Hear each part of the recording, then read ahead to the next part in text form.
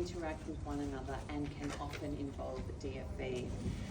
Councillor Danita has worked tirelessly to ensure that her community is a strong and has a strong voice across these critical issues. Now, one of the things that Danita has done is played a role in supporting the coordination of the Mental Health and Domestic and Family Violence Working Group through Council. So I'm looking forward to hearing a lot more about that one and its upcoming workshops and training. So without further ado, let's hear from Councillor Danita. Welcome, and we'll give you a microphone. So, and thanks to Councillor Korowa, who didn't even roll up his sleeves and managed to get us wired for sound. So, and also thanks to Danita, who was the very first person here this morning and helped us set up everything that we set up out in the foyer there. So you've got a job for annual conference, mate. So I'll hand over to you. Thanks, Al. I actually wasn't going to annual conference this year. I was leaving it. Someone's got to stay back and mind the fort. You're coming now, Oh, sorry. You should see it. Just needs the gun to go with it. Thank you very much. So I was actually thrown in here at the last minute because the CEO was meant to be doing all of this. Our CEO, Mark Pitt, actually got COVID. So I do think this is, last time Councillor Jane and I from the South Burnett went to the Disaster Management Conference. The girl from Council, Donna, she got COVID. So now Jane and I came up here and Mark got COVID. So I don't know if they're trying to tell us something, but anyway, so Jane and I are here to show up for South Burnett Regional Council. What we do in the South Burnett Regional Council, it started off as a domestic and family violence working group. It has morphed into a mental health group as well, and they do a lot of things within the council. So I sit on those meetings whenever I can, which lately during budget, as you all know, is a little bit harder. But what we do in those is we put things in place for our staff. We've got staff now that have done a lot of the frontline mental health training courses.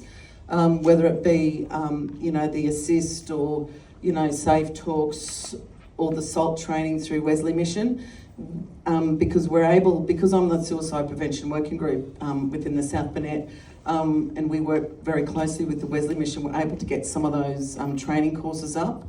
So, and that's what we do with that. And we also, I'm going to sort of put Mark's bit forward here.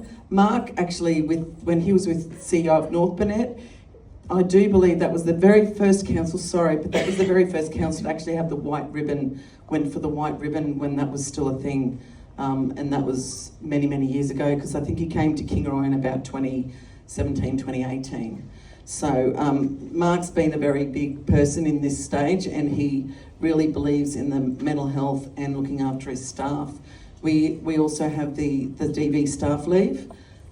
Through the South Burnett Regional Council, which is something that Mark is very proud of and has written up into. We've just done our last lot of working with all the beautiful unions and everything like that. So we've just signed our paperwork for the new pay increases, which includes all of that, all the leave as well for DV.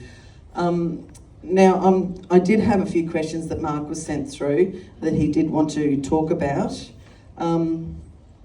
So he was sent a few questions through, and I actually thought I was going to be in a panel, so answering these questions. So, but thank you. No, I can't now because it's here and we started. So I'm on a roll. So thank you. As long as I know how long I've got, I'm good. Otherwise, I can't. What'd you say? 17. Thanks. 17, I heard. So, and I look. As a South Burnett Regional Councillor, I do sit on many groups. I sit on the Sexual Assault Action Group, where we do a walk through the streets. I help with the DV dinners, where anyone in our community can be put up for a DV award. And I think a lot of the different organisations through that. Our Sexual Assault Action Group works with QSAN, which is the Queensland Sexual Assault Network. With regards, and with that we do walks through the street at night, and we have one of the schools and we have their drumming line from one of the schools, and it's very confronting. And even to this very day when we do that, there are men in the pub, I hate to say it, but there are men in the pub that have very derogatory things to say when we are walking through. There are men walking with us as well. It's not just women, it's not just survivors. There are men walking with us when we do this. And to have them saying some of the things they say, it's still out there. We need to quash it. And I think this is going to be a very big job for us. I mean, it took the police how many years before we stopped forgetting to put our seatbelts on? So, as they said earlier, so I think this is a whole of community response, a whole of Queensland response, and a whole of Australia response. And until we do it as a nation, together, all working as one in this space, I don't think we're going to get on top of this. But you know what? I suppose, as they say, one at a time. So as long as we save one person today and another person tomorrow, that's all that matters. But what we've got to realise is some of these victims are people that they love their partners. They really do. And we've got to expect that sometimes they will go back. They will go back to their partner. And we still have to support them in any way we can. They've got to realise, and they will realise it. I do hope not too late for some of them, but I hope that soon enough they realise, and you get that phone call from, if it's your friend, that you get that phone call like I did. My best friend went back to her partner a few times before one morning I got a phone call. Now with that phone call, her mother and I jumped in the car the very next morning when she said her husband had gone. We packed as much as we could into those cars. The police knew that we were heading to the women's shelter, and they made sure that we were safe and protected. And they even made sure we went to the next town because the husband had a link with the police force. So they made sure we went to a different shelter in a different town, which was, we were very, very lucky with the police at that time. They were just wonderful. And I do believe that the police work very hard in this space, and my biggest fear is that the police have too much on their plate to actually work in every other space they do. And I really think that, and I'm really grateful that you're here and that Minister, and that we can work together to help the police force, because there is more to be done in this space. And it's really wonderful to hear that the police say that they've seen a change. You don't often hear that, but when you see a police officer saying they see a change, it's really wonderful to see. Back to my DV, our DV task force. So with our task force, we just make sure that all the members of that, there are people that are on the grassroots at the ground front, there are people that work in the office, there are people that work in the field, and there are people from every different area within our council on this group, and they meet every month. They go to the office, they're fed, so that could be half the reason they go. But the fact is they all turn up and they all do the training when needed, and they are there, their names are out there for any staff member to go to if they need someone to talk to. There are men, there are women, and they can talk to any one of these people. And for us, that's really important as a council, because we want all of our staff members to feel that they've got someone they can go to, someone they can trust, and someone who will take them seriously when they're in a situation of domestic violence. Because we have had staff members come forward, and we have given them leave to try and help sort themselves out.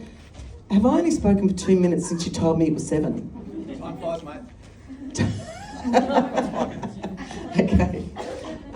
So look, I just really want to thank you all for having me here today. And I do think that some programs that work within your community, things like Love Bites, you've probably all got organisations that work within your schools with this. And I think programs like Love Bites are probably not out there enough. And I do believe that we as a council can help push these out to our community by working with every single community group within your local government area, because they're the ones that are on the ground, they're the ones that do the hard work. We've got to support all of those groups in all their endeavours within our community, because they're the ones that actually are the ones sitting down talking to the people who have had to deal with domestic violence situations.